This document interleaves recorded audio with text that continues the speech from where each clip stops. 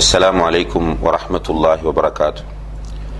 الحمد لله رب العالمين والعاقبة للمتقين ولا عدوان إلا على الظالمين والصلاة والسلام على أشرف الأنبياء والمرسلين وعلى آله وأصحابه أجمعين أما بعد.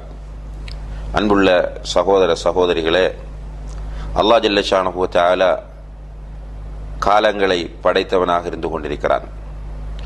இந்த காலங்களை மாறி மாறி சுழலச் செய்யக்கூடியவனாகவும் அவனே காணப்படுகிறான். எனவேதான் நபி ஸல்லல்லாஹு அலைஹி வஸல்லம் அவர்கள் சொன்னார்கள், லா தசுப்பு தஹர், அல்லாஹ் சொல்வதாக, காலத்தை திட்டாதீர்கள், வ அன தஹர், நானே காலமாவேன் என்று அல்லாஹ் சொல்வதாக நபி ஸல்லல்லாஹு அலைஹி வஸல்லம் அவர்கள் ஹதீஸுல் குத்ஸியிலே சொல்கிறார்கள். நானே காலமாவேன் என்றால் அந்த காலத்தை படைத்ததும் நான் தான், அந்த காலத்தை சுழலச் செய்வதும் நான் தான் என்பதை நபி அல்லாஹு தஆலா சொல்வதாக நபி ஸல்லல்லாஹு அலைஹி வஸல்லம் அவர்கள் நமக்கு சொல்லித் தருகிறார்கள். இந்த காலத்தை பொறுத்தவரையில் இதை அல்லாஹு தஆலா வானங்களையும் பூமியையும் படைக்கிற போதே 12 மாதங்களாக படைத்து விட்டான். அந்த 12 மாதங்களும் மக்கள் மத்தியிலே புழக்கத்திலே இருந்து வந்தது. இறுதியிலே உமர் ரலியல்லாஹு அன்ஹுடைய காலத்திலே தான் அந்த மாதங்கள் ஒழுங்குபடுத்தப்படுகின்றன. ஒழுங்குபடுத்துதல் என்றால் முதலாவது மாதம் முஹர்ரம் என்றும் 12வது மாதம் துல் ஹஜ்ஜி என்றும் ஒழுங்குபடுத்தப்பட்டது உமர் ரலியல்லாஹு அன்ஹுடைய காலத்தில். முஸ்லிம்களை பொறுத்தவரையில் அவர்கள் ஹிஜ்ராவை அடிப்படையாக வைத்து ஹிஜ்ரி காலண்டர் என்ற ஒரு வருட நாள் கணிப்பீட்டு முறையை உமர் ரலியல்லாஹு அன்ஹுடைய காலத்திலே அறிமுகப்படுத்துகிறார்கள். இந்த அடிப்படையிலே முஸ்லிம்களுடைய புது வருடம் என்பது ஹிஜ்ரா அடிப்படையிலே தோன்றுகிறதே தவிர ஏனைய எந்த முறையிலும் தோன்றுவது கிடையாது. இருந்தாலும் கூட முஸ்லிம்களுடைய புது வருடம் வருகிறது என்பதற்காக வேண்டி அந்த புது வருடத்தை விழாவாக கொண்டாடுவதற்கு மார்க்கத்தில் எந்த அனுமதியும் கிடையாது.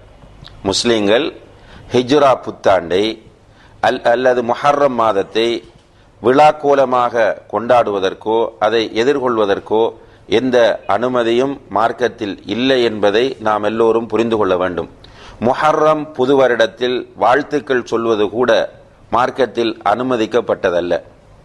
இதை நாம் இங்கே ஏன் குறிப்பிடுகிறோம் என்றால், முஸ்லிம்களுடைய புது வருடத்தை கொண்டாடுவதே மார்க்கத்தில் அனுமதிக்கப்படவில்லை என்றால் பிற சமுதாயத்தவர்களின் புது வருடங்களை எப்படி ஒரு முஸ்லிம் கொண்டாட முடியும் என்பதை சிந்திப்பதற்காக வேண்டித்தான் இந்த செய்தியை இங்கே நாம் பதிவு செய்கிறோம்.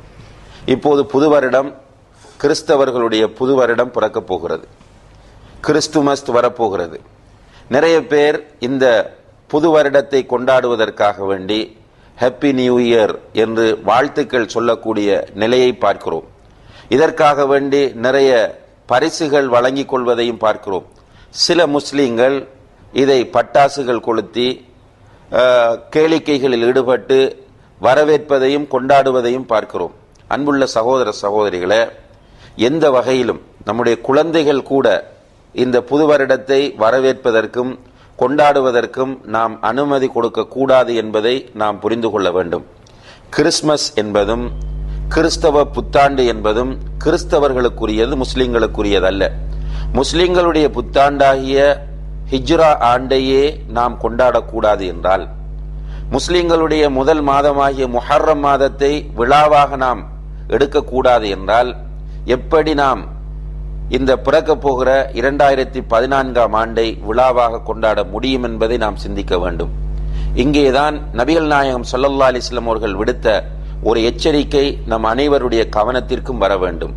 நபி ஸல்லல்லாஹு அலைஹி வஸல்லம் அவர்கள் சொன்னார்கள், மன் தஷப்பஹ பிகௌமின் ஃபஹுவ மின்ஹும், யார் ஒருவர் பிற சமூகங்களுக்கு ஒப்பாகிறாரோ அவரும் அவர்களை சார்ந்தவர்தான் என்று சொன்னார்கள்.